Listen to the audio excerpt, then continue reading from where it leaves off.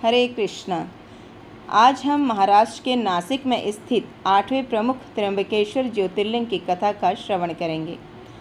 यह कथा सिर्फ महादेव के ज्योतिर्लिंग की ही नहीं, माँ गंगा के धरती पर पुनः अवतरण की भी है।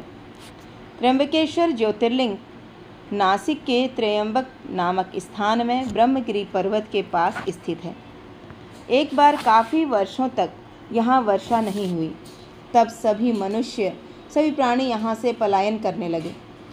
यहाँ महर्षि गौतम जी ने 6 महीने तक कठोर तपस्या करके वरुण देव को प्रसन्न किया। वरुण देव ने महर्षि गौतम ऋषि जी को एक गड्ढा खोदने को कहा, फिर उसे दिव्य जल से भर दिया। उस दिव्य जल के कारण वहाँ हरियाली फिर से आ गई। सभी मनुष्य, पशु पक्षी वापस अपने स्थान पर लौट आए। सभी महर्षि गौतम ऋषि की प्रशंसा करने लगे। एक दिन गौतम ऋषि के शिष्य उस गड्ढे से जल लेने के लिए गए। तब अन्य ऋषियों की पत्नियां भी जल लेने वहां आ गईं और पहले जल लेने का हठ करने लगी।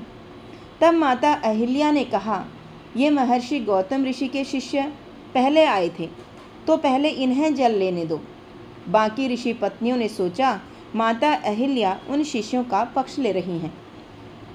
वापस जाकर सभी ऋषि पत्नियों ने अपने अपने पतियों को यही बात बढ़ा चढ़ाकर बताई। ऋषियों ने गौतम ऋषि से बदला लेने के लिए भगवान गणेश की पूजा शुरू कर दी। गणेश जी जब प्रकट हुए तो गणेश जी ने उन ऋषियों से वरदान मांगने के लिए कहा। तो ऋषियों ने गौतम ऋषि को अपमानित करने के लिए गणेश जी से सहायता मांगी। गणेश जी ने कहा, यह आपका उचित व्यवहार नहीं है। जिसने आप अपनी तपस्या से इस प्रदेश में जल की व्यवस्था कराई और सभी को जीवन दान दिया, मगर मुनियों के जिद से गणेश जी को उनकी बात माननी पड़ी। साथ ही साथ यह चेतावनी भी दी कि इसका परिणाम ठीक नहीं होगा। कुछ दिन के बाद गणेश जी एक दुर्बल गाय बनकर गौतम ऋषि के धान के खेत में पहुंच गए। गाय को गौतम ऋषि ने अपने पास बुलाया और अपने ही हाथों से उसे खिलाने लगे। उस धान के तिनके का स्पर्श होते ही वह गाय भूमि पर गिर गई और उसकी मृत्यु हो गई। ब्राह्मण और उनकी पत्नियां पास ही छिपे थे। गाय के मरते ही वे सब वहां पहुंच गए और गौतम ऋषि को गौ हत्या का पाप लगाने लगे और उनको धिक्कारने लगे। गौतम ऋषि त्र्यंबक से दूर आश्रम बनाकर रहने लगे।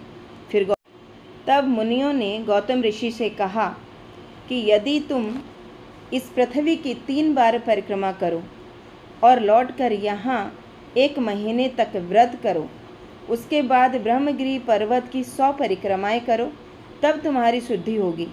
अथवा गंगा जी को यहाँ लाकर उनके जल से स्नान करो और 1 करोड़ पार्थिव लिंग बनाकर महादेव की आराधना करो और 100 घड़ों के जल से पार्थिव लिंग का अभिषेक करो, तब तुम गौ हत्या के पाप से मुक्त होंगे। माता अहिल्या ने भी गौतम ऋषि का साथ दिया। तब शिव जी पर प्रसन्न होकर वहाँ प्रकट हुए और वर मांगने को कहा। गौतम ऋषि ने कहा कि आप मुझे निष्पाप होने का वरदान दीजिए। तब शिव जी ने कहा, तुम हमेशा से निष्पाप थे। उन दुष्ट ब्राह्मणों ने तुम्हारे साथ छल किया है। इन पापियों का कभी उद्धार नहीं होगा। गौतम ऋषि विस्मित होकर बोले, अगर इन ऋषियों ने ऐसा नहीं किया होता तो मुझे आपके दर्शन कैसे होते? अगर आप मुझसे प्रसन्न हैं तो मुझे गंगा देवी वर प्रदान करें।